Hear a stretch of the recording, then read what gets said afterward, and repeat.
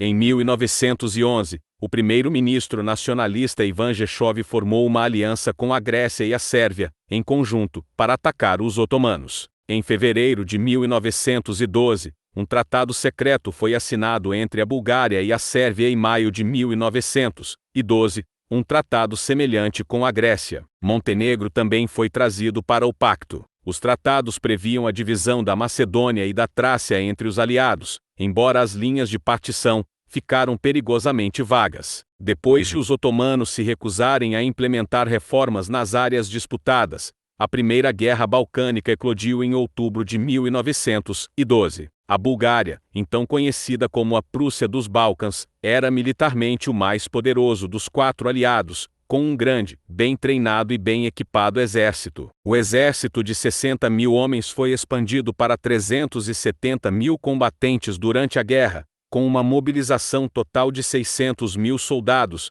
numa população de 4,3 milhões de habitantes. O suposto comandante das operações era o czar Ferdinando, enquanto o atual comando estava nas mãos do general Mikhail Sakov. Os búlgaros também possuíam uma pequena marinha composta por 6 navios torpedeiros, que estavam restritos a operações na costa do Mar Negro. As forças búlgaras concentraram seus ataques na Trácia e na Macedônia. Esta última viria a ser dividida entre Sérvia e Grécia. Apesar de originalmente estas duas regiões pertencerem ao reino, foram retiradas do reino búlgaro em 1878, no Tratado de Berlim, no qual as potências europeias tentaram impedir o surgimento de um país poderoso nos Balcãs. As forças búlgaras infligiram pesadas perdas aos otomanos, avançando sob terreno desconhecido, pouco reconhecido e sem o auxílio de mapas. Chegaram até Çatalca ou Satalca, a 30 quilômetros de Constantinopla, rechaçados por uma pesada barragem de artilharia.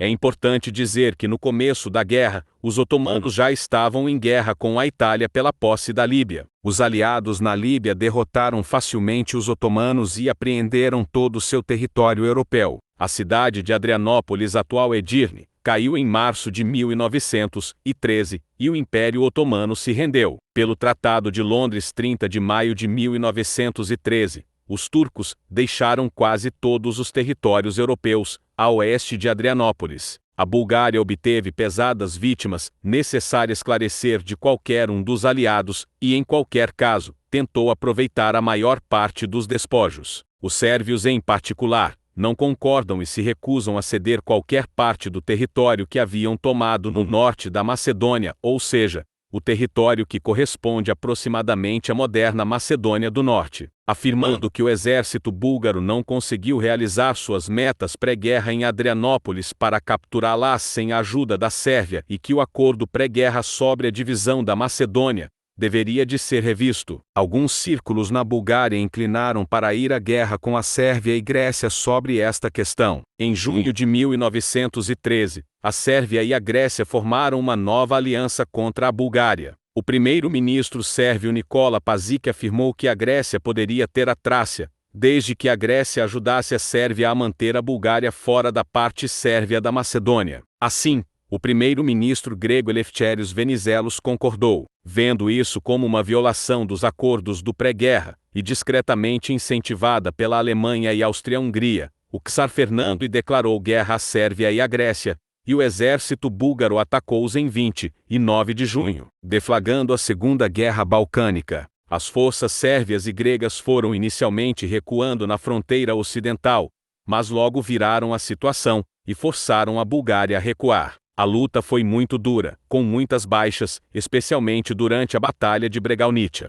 Logo, a Romênia entrou na guerra e atacou a Bulgária a partir do norte. O Império Otomano também atacou a partir do sudeste. A Segunda Guerra Balcânica significou um desastre para a Bulgária, que pediu pela paz. Pelo Tratado de Bucareste, 10 de agosto de 1913, a Bulgária obteve uma parte da Trácia ao sul, que permitiu o acesso ao Mar Egeu, mas teve que ceder a Dobruja do Sul à Romênia, enquanto a Sérvia assegurou o disputado território da Macedônia. Pelo Tratado de Constantinopla, a Bulgária também teve que devolver Adrianópolis e a Trácia ao Império Otomano. As duas guerras balcânicas deixaram a Bulgária bastante debilitada, impedindo seu progresso econômico estável e custando 58 mil mortos, e 100 mil feridos. No entanto, as exigências revanchistas para recuperar a maior parte da Macedônia permaneceram fortes. Em 1914 estoura a Primeira Guerra, tendo do lado dos impérios centrais, a Alemanha,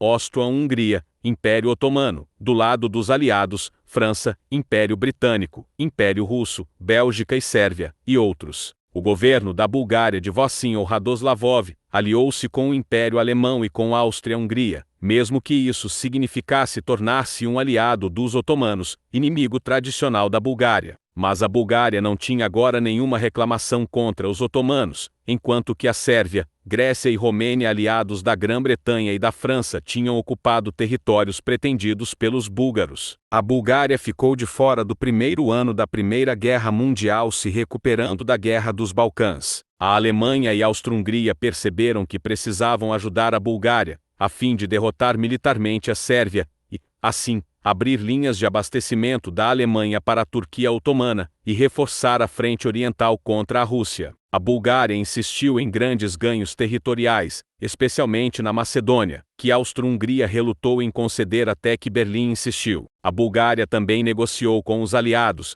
que ofereceram termos um pouco menos generosos. O rei decidiu juntar-se à Alemanha e Áustria, e assinou uma aliança com eles em setembro de 1915. Juntamente com um arranjo especial búlgaro-turco. Eles imaginavam que a Bulgária iria dominar os Balcãs, depois da guerra. A Bulgária, que tinha o maior exército dos Balcãs, declarou guerra à Sérvia em outubro de 1915. A Grã-Bretanha, França e Itália, em seguida, declararam guerra à Bulgária. As negociações foram altamente bem-sucedidas do ponto de vista imediato da Bulgária. Em aliança com a Alemanha, Áustria-Hungria e com os otomanos, a Bulgária obteve vitórias militares contra a Sérvia e a Romênia, ocupando grande parte da Macedônia, tendo ocupado Skopje, em outubro, avançando para a Macedônia grega, e tendo ocupado Dobruja da Romênia, em setembro de 1916. Assim, a Sérvia foi eliminada da guerra, e a Turquia otomã foi temporariamente salva do colapso.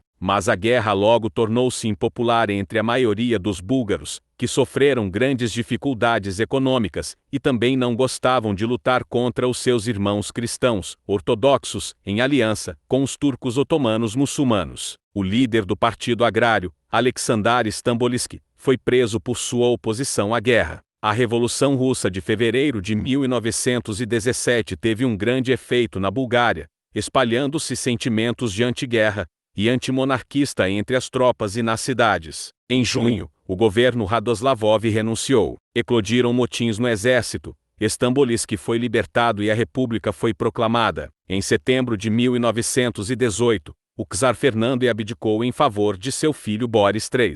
Pelo Tratado de Neuilly 27 de novembro de 1919, a Bulgária teve de retornar o território da Dobruja do Sul à Romênia. A Sérvia recuperou a Macedônia e anexou vários territórios búlgaros à fronteira ocidental. A Grécia conquistou a Trácia Ocidental e deixou a Bulgária outra vez sem acesso ao Mar Egeu. Em 1923, a Grécia expulsou dos territórios conquistados cerca de 250.000 búlgaros e substituiu-os por refugiados gregos chegados da Ásia Menor após a dissolução do Império Otomano. O país teve que reduzir seu exército a não mais de 22 mil homens e pagar indenizações superiores à ultrassonografia $400 milhões.